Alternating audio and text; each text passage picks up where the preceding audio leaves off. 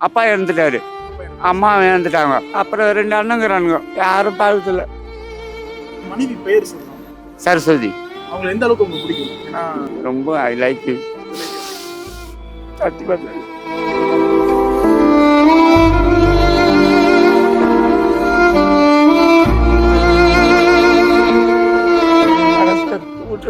ரொம்ப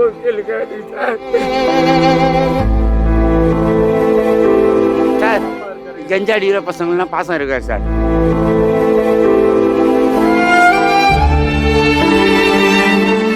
சரி, உங்களை தெரிஞ்சவங்க உங்க சொந்தக்காரங்க யாராவது பார்த்துட்டு கூப்பிடுவாங்களா உங்களை? இந்த பசங்களும் உங்க கூட சந்தோஷமா அனுநியமா இருப்பாங்களா? சந்தோஷமா இருப்பாங்க, என் மேல ரொம்ப பாசம். ஆனா இப்ப அவங்கள பார்க்க முடியலையே, அவங்க கூட நேரம் செலவழிக்க முடியலையே அப்படின்ற ஆசை இருக்கும். அது எப்பப்பெல்லாம் உங்களுக்கு வருத்தமா மாறும்?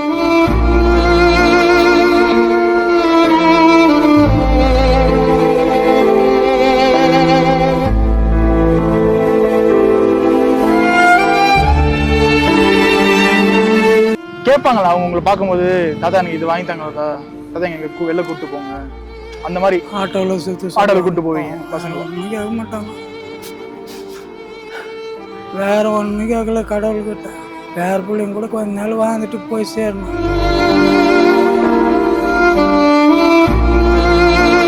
மனைவி பெயர் சொல்லலாமா? மனைவி வேணாம். எங்கள் 15-20 பொம்பளைங்க இருக்காங்க. போய் யாருக்கிட்ட பேசினா அவங்களாம் மனைவியா? அவங்க ஏதோ ஒரு வீட்டுக்காரங்க, நான் ஒரு வீட்டுக்காரங்க. அவன் தான் வீட்டுக்காரங்க சொல்லிட்டு கம்மி பண்ணுவாங்க.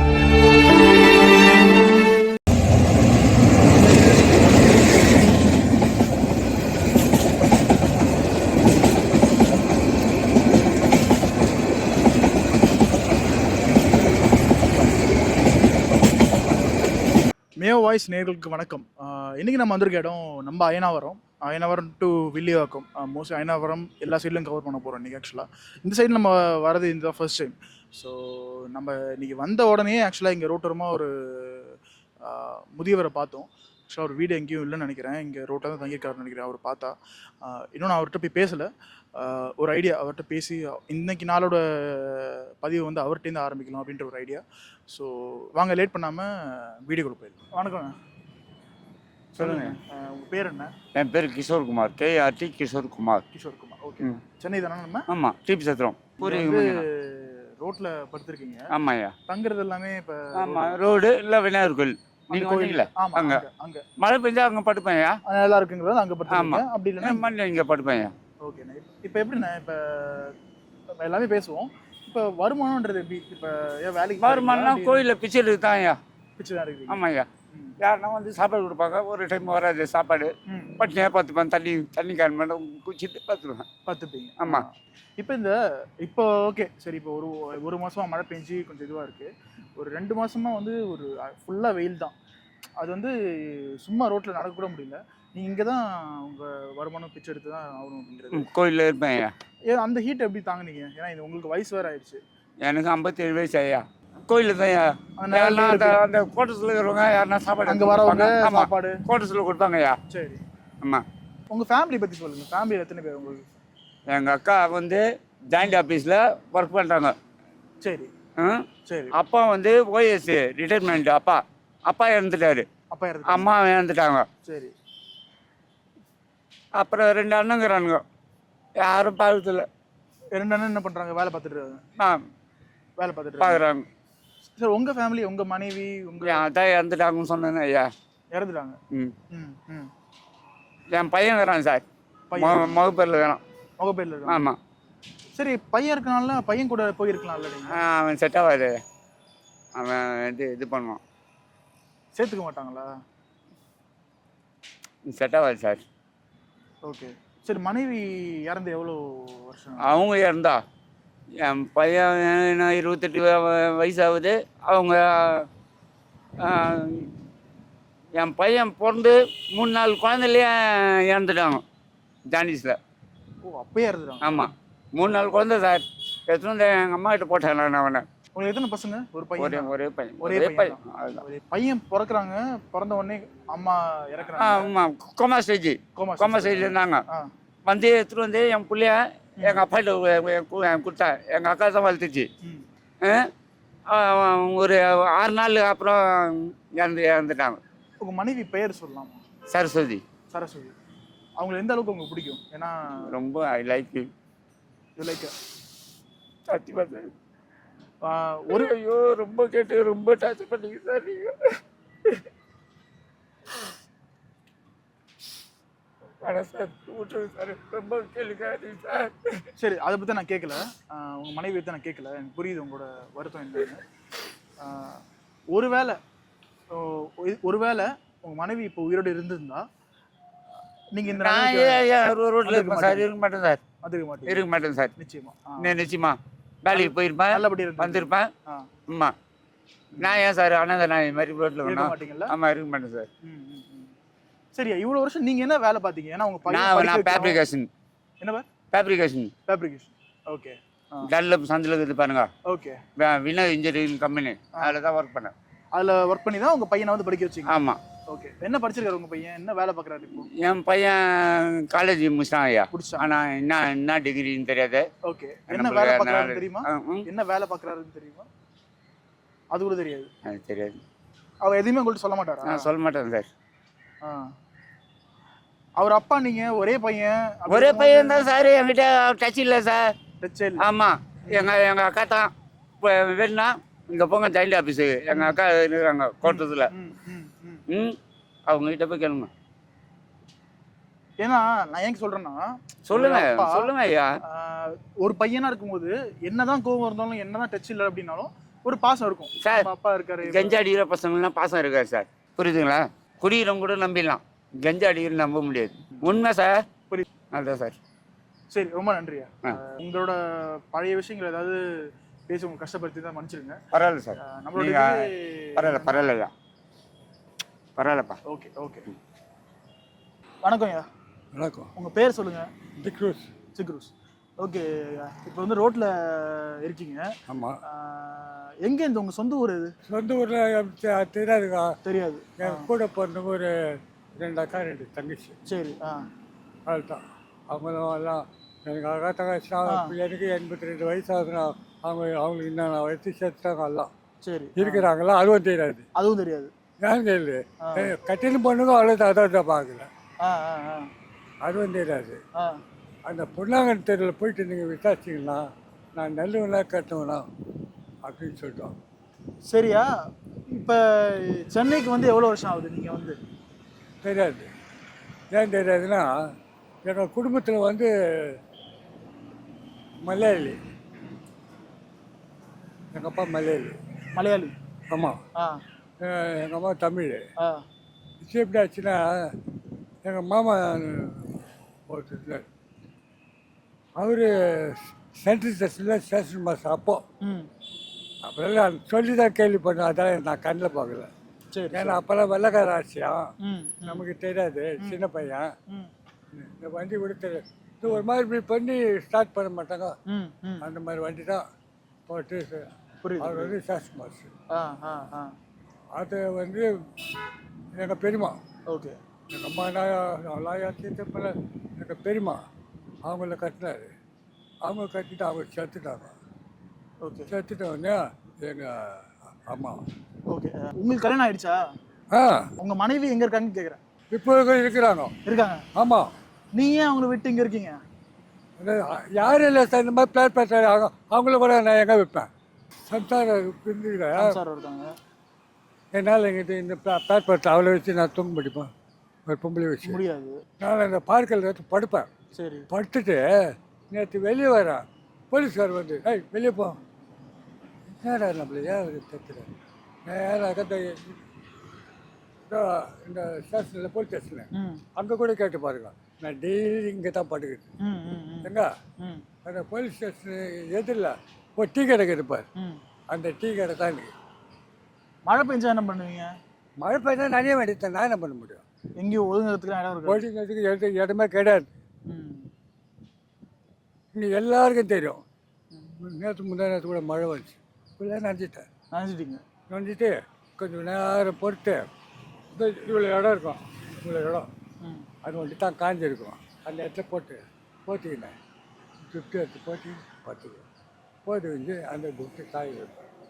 சரி, உங்களை தெரிஞ்சவங்க உங்க சொந்தக்காரங்க யாராவது பார்த்துட்டு கூப்பிடுவாங்களா ஆனா உங்களை? அதான் எல்லாம் என்னோட வயசில் அக்கா தங்கச்சிங்களா யாருமே எங்க இருக்காங்கன்னு தெரியல. தெரியாது, கல்யாணம் கட்டு பொண்ணுக்கு அவ்வளோதான். ஓகே, ரொம்ப நன்றி. உங்களோட வணக்கம்ண்ணா. வணக்கம் வணக்கம். சொல்லுங்க, உங்க பேர் என்ன? என் பேர் சிங்காரம். ஆ, நான் ஒரு 40 வருஷமாக ஆட்டோ ஓட்டுறேன். 40 வருஷமா? சூப்பர். 40 வருஷமாக ஆட்டோ ஓட்டுறேன். எனக்கு ஒரு பொண்ணு ஒரு பையன். ஆ அதனால் கஷ்டப்பட்டு தான் அப்படியே அப்படியே வாழ்க்கையை ஓட்டேன்.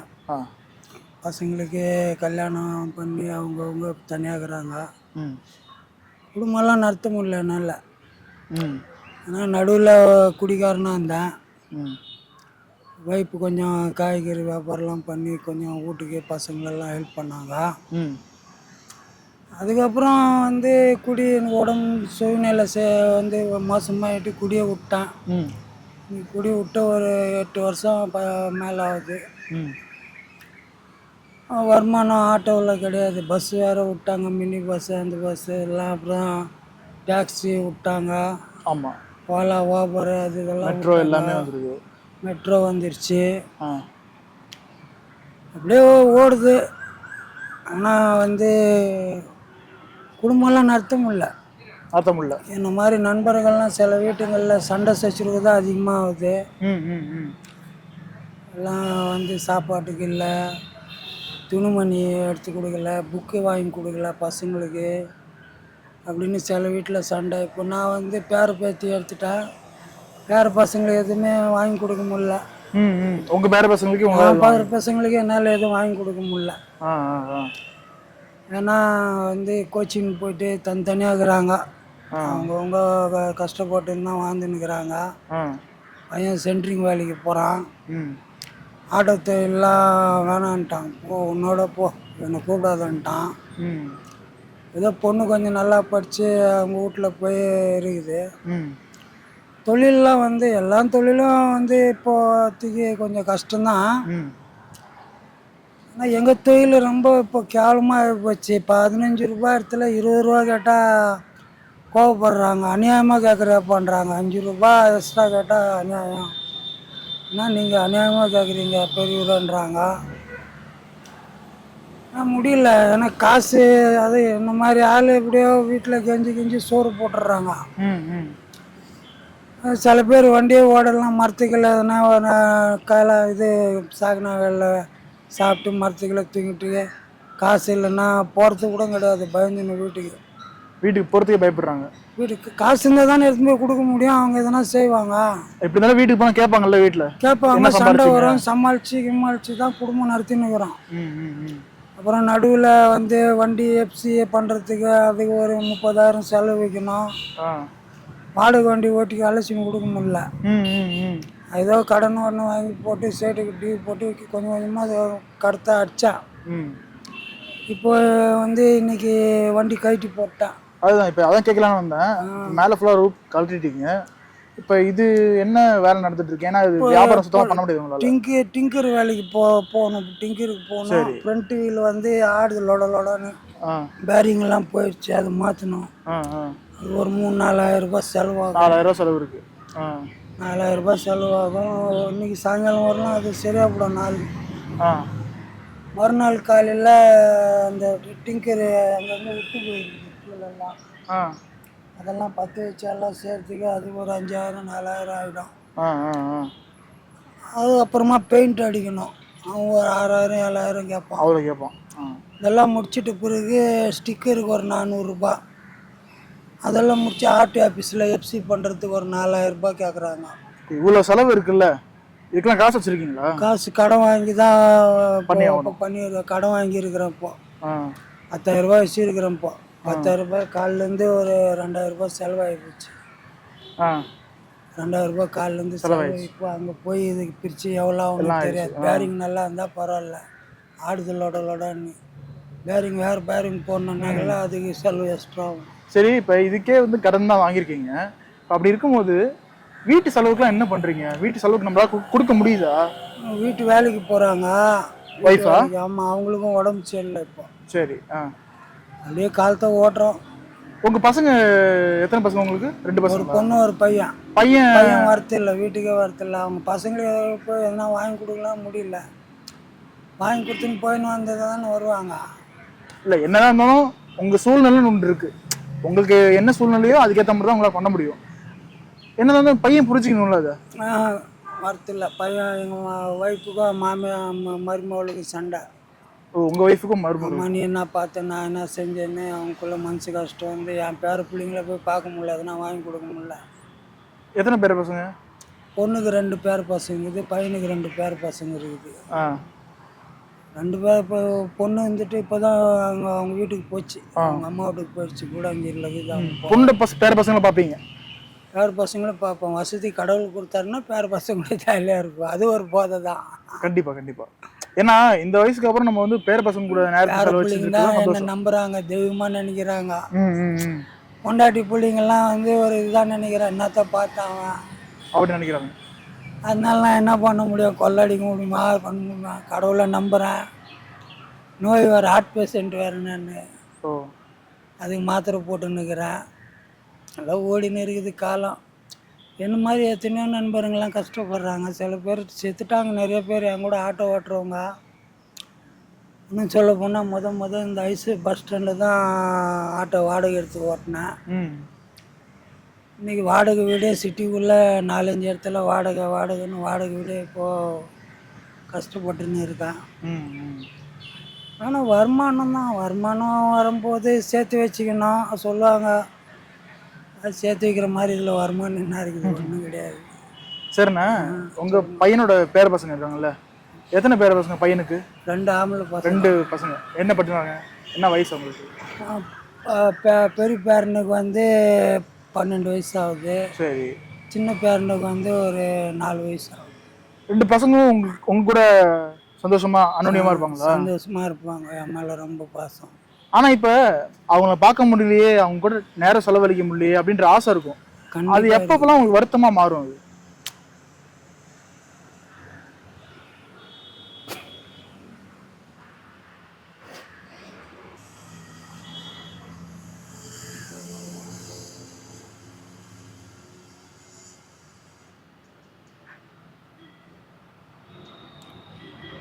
ஞாபகம் தான். 2 பசங்க பேரு, பேர பசங்க பேரு? விஷ்ணு, பிரணவ். கேட்பாங்களா அவங்க உங்களை பார்க்கும்போது, தாத்தா எனக்கு இது வாங்கி தாங்க தாத்தா, எங்க வெளில கூப்பிட்டு போங்க, அந்த மாதிரி? ஆட்டோவில் கூப்பிட்டு போவீங்க பசங்களை? ஒன்றும் கேட்க மாட்டாங்க. வேற ஒன்றும் கேட்கல கடவுள்கிட்ட. பேர பிள்ளைங்க கூட கொஞ்ச நாள் வாழ்ந்துட்டு போய் சேரணும். உங்க பேர பசங்களை நீங்க பார்க்க போவீங்களா? இல்லை போனா உங்க பையன் ஏதாவது சொல்லுவாரா? அந்த மாதிரியா பிரச்சனை? இல்லை எந்த மாதிரி? பையன் ஒன்றும் சொல்ல மாட்டான். போய் இப்போ 1.5 வருஷம் ஆகுது. இப்போ பேர பசங்களை பார்த்து பேசி மருமக போனோடனே பொண்டாட்டி அடிக்க வை, அப்படி வை, இப்படி வை, அந்த எல்லாம் சொல்லும் போது வெறுப்பாயிடுச்சு. என்னதான் அங்கே போனால் குறை சொல்லிக்குது. மருமக வந்து சரியில்லை, அதாவது உங்க பொண்டாட்டியை வந்து ஒழுங்கா நடத்துறது இல்லை. ஒய்ஃபும் மாமியாரும் வந்து ஒன்று தனித்தனியாக தான் இருக்காங்க. புரியுது. நான் வந்து இதில் இப்போ ரெடிஸில் இருக்கேன். பையன் கள்ளிக்குப்பத்தில் இருக்கிறான். போனால் என்ன சொல்லிடுறாங்கன்னா எரிச்சலாக பேசுகிறாங்கன்னு விட்டேன். அதனால போகிறது இல்லை. இது வந்து பொண்ணு வீட்டு பசங்க. ஓகே. இது பையன் வீட்டு பையன், பக்கத்தில் தம்பி. ஓகே, இவங்க தான் வந்து பையனோட பேர். இந்த பசங்களை பார்த்து தான் நீங்கள் 1.5 வருஷம் ஆகுது. ஓகே. இல்லை ஃபங்க்ஷனில் பார்த்து வருவாங்கன்னு தெரியும். அதான் அவங்க கூட கொஞ்ச நேரம் விளையாட்டு போட்டோ எடுத்தேன். என்ன சொன்னாங்க? அவங்க விளையாடுவாங்க ஜாலியாக. அவங்க பசங்க கூட எல்லாம் போய் விளையாடும்போது என்ன கொஞ்சம் கண்டுக்கல. ஜாலியாக இருந்தாங்க. போயிட்டு வரேன் பாய்ன்னு போயிட்டாங்க. அவ்வளோதான். நான் மனுஷனாக பிறந்தா பொறுமையாக இருந்தால் சாதிக்கலாம். ஆத்திரப்பட்டால் எதுவும் சாதிக்க முடியாது. சின்ன வயசில் ஆத்திரம் பட்டு கஷ்டப்பட்டேன். இப்போ பொறுமையாக இருக்கிறேன். கொஞ்சம் கடவுள் நினைக்கிறது கொஞ்சம் சாதி வைக்கிறாரு. நான் அதிகமாக அல்பமாகலாம் ஆசை வைக்கல. எதுவும் அல்பமாக ஆசை வச்சாலாம் நினைக்காது. ஆனால் நியாயமான ஆசையாக இருந்தால் கடவுள் கண்டிப்பாக செய்வார். நம்பிக்கை இருக்குது. கடவுள் நிச்சயமா. என்ன மாதிரி நண்பர்கள், ஆட்டோ ஓட்டுற நண்பர்கள்லாம் சொல்கிறேன், பொறுமையாக இருங்க, கடவுளை நம்புங்க, நேர்மைக்கு அன்றைக்கி இருந்தாலும் வழி உண்டு. குறுக்க பாதையில் போனால் தண்டனை உண்டு. ம் குறுக்கு பாதையில் போனால் உங்களை மட்டும் பாதிக்காது, ம் குடும்பத்தையே பாதிக்கும், சமுதாயத்தை பாதிக்கும். சமுதாயத்துக்கு பயப்படணும், கடவுளுக்கு பயப்படணும், குடும்பத்துக்கு பயப்படணும். ம் கடவுள் எது கொடுக்குறாரோ வச்சுன்னு வாழ்ந்தாகணும். ஆட்டோ தான் ஓட்டணுன்னா ஆட்டோ ஓட்டின்னு தான் லைஃப் போகணும். ம் வேன் ஓட்டணுன்னா வேன் ஓட்டின்னு தான் போகணும். அது சொல்ல முடியாது. மாற்று தொழில் செய்கிற அது செய்கிறனாக்கல ம் அது ஆற்றுல ஒரு கால் சேத்துல ஒரு கால் வச்சுன்னா அதுவும் கஷ்டம்தான். ம் ம் எது செட் ஆகுதோ இன்றைக்கி இல்லை நாளைக்கு நல்லா இருப்போன்னு ஒரு நம்பிக்கையோட நம்பிக்கை தான் வாழ்க்கை. நிச்சயமா முயற்சி தான் வாழ்க்கை. கண்டிப்பா முயற்சி கண்டிப்பா பண்ணலாம். கண்டிப்பா. ரொம்ப நன்றிண்ணா, உங்கள்கிட்ட பேச ரொம்ப சந்தோஷமா நன்றி, இருக்கு. நன்றி. வணக்கம் ஐயா, வணக்கம், உங்க பேர் என்ன? என் பேர் நாகராஜன். பஸ் ஸ்டாண்ட்ல உட்காந்துட்டு இருக்கீங்க. ஆமாம், தங்குறது எல்லாமே இங்க தானா இல்ல எங்க? நான் தங்குது ராத்திரிலாம் தங்க மாட்டேன், பகலில் தான். உங்க குடும்பத்தை பத்தி சொல்லுங்க. கல்யாணம் ஆயிடுச்சா என் உங்களுக்கு? குடும்பம் நந்து முடிஞ்சு போச்சு, சனியே எங்கே ஓஞ்சி போச்சு. அது ஓயில்னால எங்கே பொறிக்கணும் போது நான் ஒரு இடம் பொறிக்கணும். இருங்க, நான் கேட்கறது சொல்லுங்க, பதில் சொல்லுங்க. அதான் பொறுக்கி தான். கல்யாணம் ஆயிடுச்சா? கல்யாணம் கர்மாந்திரம் ஆகும், அவளுக்கும் கர்மாந்திரம் ஆகும். காய்கறி இருக்குங்க, நான் காய்கறி இருக்காத நான் குப்பை பொறுக்கி இந்த அழுக்கு குப்பை ஏற்று போட்டு கம்முக்கிறேன். அதான். உங்க மனைவி பெயர் சொல்லலாமா? மனைவி வேணாம், எனக்கு 15-20 பொம்பளைங்க இருக்காங்க. இப்போ யாருக்கிட்ட பேசினா அவங்களாம் மனைவியா? அவங்க ஏதோ ஒரு வீட்டுக்காரங்க, நான் ஒரு வீட்டுக்காரங்க. அவன் வீட்டுக்காரங்க சொல்லிட்டு கம்முன்னு பண்ணுவான். அது மேலே அவங்களுக்கு உங்களுக்கு வேறு வரவேற்புக்கு தான் நம்ம ஏதோ என்ன வரவேற்பு சொல்லணும். சரி, உங்களுக்கு பசங்களாம் இல்லையா? பசங்களாம் கிடையாது. எங்கே பசங்க எப்படி இருக்கும்? பொண்டாட்டி கல்யாணம் பண்ணி 2 மாதம் இருந்தால் ஒரு வரதட்சணை ஒரு 1000 ரூபாய், வெறும் 500 ரூபா கொடுத்து ட்ரெஸ்ஸு வாங்கி கொடுத்துட்டு திருட வந்து அவன் மாமனாருக்கு நான் ரூபா கொடுக்கணுமா? 10,000 ரூபா தர சொன்னவன் வெறும் 500 ரூபா கொடுத்து ட்ரெஸ்ஸுக்கு 500 ரூபா கொடுத்தான். அது எங்கள் அம்மா என் கையில் கொடுத்து, எங்கள் அம்மா கையில் கொடுத்து நான் ஒரு 2 பேண்ட்டு 2 ஷர்ட்டு 2 மீட்டர் எடுத்து வந்து நாங்கள் வண்ணாரப்பேட்டிலேருந்து எடுத்து எனக்கு தச்சு கொடுத்தாங்க மாப்பிள்ளைன்னு சொல்லிட்டு. இவளுக்கு போன போது ரவிக்கா சேலை எல்லாம் வாங்கி கொடுத்தா இவன் நாரா கூதி இவன் என்ன பண்ணிட்டா, அவன் ஜாதி எல்லாம். இது முருகன் கோயில் நாங்கள் கச்சேரி வச்சு 40 பேருக்கு சாப்பிட போடுவோம்.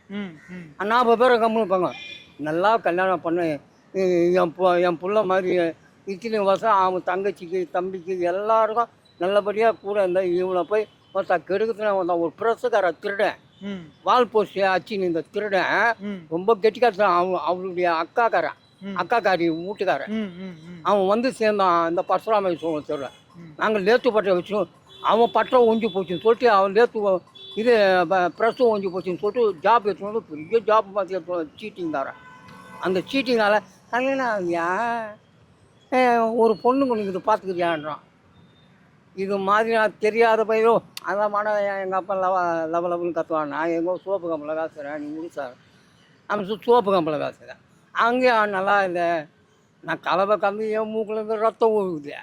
நான் கலவையில் ஆயிரத்தி காசில் சுண்ணாம்பு போட்டு நான் கலவை பாயில் போட்டு கீறி எடுத்து உண்டை இல்லாத மறுபடியும் ஒச்சி போடுறேன்றான் அவன் ஆப்ரேட்டரு. அந்த ஆப்ரேட்டருக்கு தகுந்த மாதிரி செய்து கொடுத்தா கட்சியில் 3-4 வேலைக்கு 35 ரூபா கொடுக்குறேன். 35 ரூபா 105 ரூபாய்க்கு நான் பெரம்பூர் ஓணும் வீணாசாரி. அவன் மேலே வேறு எடுத்துன்னு போய் மேலே கொட்டினான். அதெல்லாம் கொட்ட முடியாது, கீழே வரலாம் தான். நீ சொன்னதை ஆப்ரேட்டிங் ரூமு ஆப்ரேட்டிங் பாய், இந்த பாயில் நீ அள்ளி நான் போட்டுனே இருந்தேன். அதான் அது மேலே நீ மேலே ஏறி அதான் இறங்க விட்டேன். சாப்பாடு காசு கூட நான் சாப்பிடுவேன். சரி பார்க்கலாம், அதை விடுங்க. இப்போ தனியாக இருக்கீங்க, யாரும் இல்லை? தனியாக நல்லபடியாக இருக்கீங்க. வணக்கம்ண்ணா, சொல்லுங்க பேர் என்ன? எஸ் சுந்தரராஜன். சுந்தரராஜன், ஓகேண்ணா. என்ன தொழில் பண்ணுறீங்க? துணி வியாபாரம் பண்ணுறேன். துணி வியாபாரம், ஓகே. அதாவது கடை தனியாக வச்சுருக்கீங்களா? என்னங்க? கடை தனியாக இல்லை, கடை இல்லை, மந்த்லி ரெகுலர் கஸ்டமருக்கு கொடுக்குறேன்.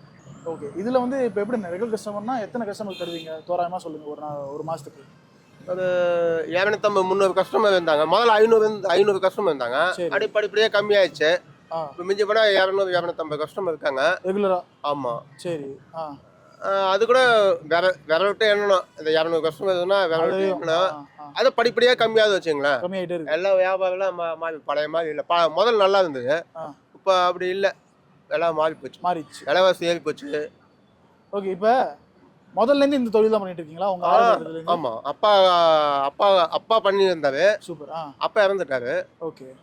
அதுக்கப்புறம் நாங்கள் அந்த முதல்ல நாங்கள் நெசவு நெய்வோம். எங்கள் அப்பாவில் நெசவு நெய்வோம். அதெல்லாம் நெசவுலாம் சரியில்லைன்னு சொல்லி இங்கே மெட்ராஸ் இப்போ அதெல்லாம் அழிஞ்சு போகிற நிலைமை. இப்போ நல்லா இருக்கு. இப்போ ஆயிடுச்சு. அங்கே முதல்ல நீங்கள் சொன்ன மாதிரி அழிந்து ஈரோடு அந்த சரி கிராமம். இப்போ நல்லா இருக்கு. டெவலப் போயிட்டு இருக்கு. இப்போ இது இதாகிடுச்சு. முதல்ல இது நல்லா இருந்து அது அழிஞ்சு போகுது சொன்னீங்களே, ஓகே. அந்த மாதிரி அப்படியே தலைக்கெல்லாம் மாறிடுச்சு. இப்போ மாறிடுச்சு. ஆமாம். ஓகே. உங்கள் ஃபேமிலியில் எங்கே இருக்காங்க? ஃபேமிலியில் இங்கே தான் நாங்கள் முதல்ல இங்கே வில்லிவாக்கம் இருந்தோம். சரி. வில்லிவாக்கம் தாண்டி சூரப்பட்டு அங்கே இப்போ அங்கே இருக்கீங்க? Velammal college back side. Okay, அங்கே இருக்கீங்க. ஆ. ஓகே. ஃபேமிலியில் எத்தனை பேர் உங்கள் ஃபேமிலியில்? 2 பொண்ணு, ஒரு பொண்ணு கல்யாணம் ஆச்சு. பேரன் 2 பேர் இருக்காங்க. பேரன் 2 பேர். அப்புறம் உங்கள் ஒய்ஃப்? ஆமாம். ஒய்ஃப் ஹவுஸ் ஒய்ஃப் தானே? House wife. ஹவுஸ் ஒய்ஃப் தான். சரி. இப்போ பொண்ணு 2 பேரும் படிக்க வச்சுருக்கீங்கல்ல, எல்லாமே இப்போ இந்த துணி வியாபாரம் பண்ணி தான்? ஆமாம், நான் துணி வியாபாரம் பண்ணி தான் பசங்களை படிக்க வச்சோம். இது வரைக்கும் இந்த நிமிஷம் வரைக்கும் எல்லாமே துணி வியாபாரம். இப்போ வருமானன்றது ஒரு மாதம் வரும், ஒரு மாதம் நிலையாக இருக்காது, அது மாறிக்கிட்டே இருக்கும். அது எதுக்காக கம்மியாயிட்டு கம்மியாயிட்டு இப்போ கம்மியாயிடுச்சு. இப்போ குடும்பத்தை எப்படி ரன் பண்ணுறீங்க, எப்படி டேக்கிள் பண்ணுறீங்க செலவெல்லாம்? இருக்கிறத வச்சு தான் பண்ணுறோம். மேற்கொண்டு நம்ம வேறு தொழில் தெரியாது. ஆமாம். இப்போ நிறைய பேர் 4 விதமான பிஸ்னஸ் பண்ணுறாங்க, அது மாதிரி நம்மளுக்கு தெரியாது. துணி வியாபாரம் அதுதான் இருக்கிறத வச்சு ஏதோ. ஆமாம். ஓகே. இதுக்கப்புறம் என்ன பண்ணலான்னு இருக்கீங்க? ஏன்னா இப்போ உங்கள் வயசு என்ன? இப்போ வயசு 52 முடிய போகுது. 52. இப்போ இன்னொரு பொண்ணு கல்யாணம் பண்ண போறீங்க கொஞ்ச நாள்ல? படிச்சுட்டு இருக்காப்புல. படிச்சிருக்காங்க. இன்னொரு 4 வருஷத்துக்குள்ள ஆமாம் பண்ணலாம். இப்போ அதுக்கப்புறம் இப்போ நீங்கள் உங்கள் மனைவி இருப்பீங்க, எப்படி ரன் பண்ணலான்னு இருக்கீங்க? அதாவது இதே தொழிலே நம்ம பண்ணலாமா, இல்லை வேறு ஏதாவது பண்ணுற மாதிரி ஐடியா இருக்கா? அப்படியே ஐடியா இருக்கு. வேறு தொழில் பண்ணலான்னு ஐடியா இருக்கு. அது இது முதலீடு தேவைப்படும். இல்லை. ஆமாம், முதலீடு இல்லாதனால கொஞ்சம் இதாக இருக்கு. இதுவாக இருக்கு. என்ன மாதிரி தொழில், என்ன மாதிரி தொழில் பண்ணலாம்? ஏதோ கடை வைக்கலான்னு. ஓகே. ஏதோ ஒரு கடை. இப்போ எது இப்போ சாப்பிட ஐட்டம், மளிகை கடை, மட்டன் சிக்கனு, அந்த மாதிரி இப்போ சாப்பிட பொருள் உதாரணத்துக்கு அந்த மாதிரி என்ன டக்குன்னு வியாபாரம் இருக்குது. ஃபாஸ்ட் ஃபுட் மாதிரி கடை? ஃபாஸ்ட் ஃபுட் மாதிரி வச்சுக்கலாமா? அப்படியும் பண்ணலாம். ஓகே. சாப்பிட பொருள், காய்கறி, புரியுது. அந்த மாதிரி மளிகை கடை, சிக்கன் மட்டன் நான்வெஜ்ஜு, அந்த மாதிரி கடை வச்சா டக்குன்னு ஓடுது. அதான் இப்போ ரன்னிங் நல்லா தான். கண்டிப்பாக. ஓகே, ரொம்ப நன்றி. தேங்க்ஸ். ஸோ இன்றைக்கி வீடியோவோட எண்டுக்கு நம்ம வந்தாச்சு. இன்றைக்கி ஒரு சேஞ்சாக வந்து நம்ம எப்போவுமே ஒரு ஏரியாவுக்கு போனோம்னா அங்கே இருக்கிற தொழிலாளிகள் வந்து மோஸ்ட்லி எடுப்போம். அதை மீறி அங்கே இருக்கிற ஒரு சாமானிய மக்கள் ஒரு வீடு இல்லாமல் இருந்தாங்கன்னா அவங்கள எடுப்போம். பட் இன்றைக்கி அயனாவரத்தில் நம்மளால் மெஜாரிட்டியாக கவர் பண்ண முடிச்சது எல்லாமே இங்கே வீடு இல்லாமல் தவிக்கிற நீங்கள் பார்த்துருப்பீங்க. அவங்க தான் இன்றைக்கி கவர் பண்ணியிருந்தோம். ஆக்சுவலாக இன்றைக்கி வீடியோ ஸ்டார்டிங்லேருந்து அவங்களுக்கு தான் ஆரம்பித்தோம். சரி, இன்றைக்கி ஃபுல்லாகவே அவங்கள வச்சு ஒரு இது ஃபுல்லாக பண்ணலாமே. ஏன் தொழிலாளிகள் நம்ம எப்பவுமே எடுக்கிறது தான், அவங்க கஷ்டங்கள் நம்ம எப்போவுமே பார்க்குறது தான். பட் ஒரு தனிப்பட்ட நபர் எந்த ஒரு வீடும் இல்லாமல், ஒரு சப்போர்ட் இல்லாமல், ஒரு அனாதையாக ஒரு ரோட்டில் வந்து நிற்கிறாரு, அங்கே தான் தங்குறாரு அப்படின்னா அவர் வாழ்க்கையில் எவ்வளோ கஷ்டம் இருக்கும், எவ்வளோ பார்த்துருப்பார் அவர் அப்படின்றத இன்றைக்கி ஃபுல் அண்ட் ஃபுல் உங்கள்கிட்ட காட்டணும்னு நினச்சோம். ஒவ்வொருத்தவங்களுக்கும் ஒவ்வொரு கஷ்டம். ஒருத்தர் வீடு இல்லாமல் நான் எங்கேருந்து வந்தேன்னு ஞாபகம் இல்லை, நான் என்ன பண்ணுறேனே ஞாபகம் இல்லை அப்படின்றாரு. ஒருத்தர் என்னென்னா என் பசங்க எல்லாம் இருக்காங்க, இருந்துமே அங்கே இருக்கேன், யாரும் பார்த்துக்க மாட்டாங்க, நான் இங்கேருந்து நிம்மதியாக இருக்கேன் அப்படின்னு ஒருத்தர். நீங்கள் பார்த்துருப்பீங்க ஒவ்வொருத்தவங்களுக்கு பேசும்போது அவங்க அழுவைக்கு பின்னாடி எவ்வளோ பெரிய கஷ்டங்கள் இருக்குது அப்படின்னு. ஸோ இதே மாதிரியே ஒரு இன்னொரு கண்டென்ட்டோட வேறு ஒரு ஏரியாவோட நான் சந்திக்கிறேன். நன்றி.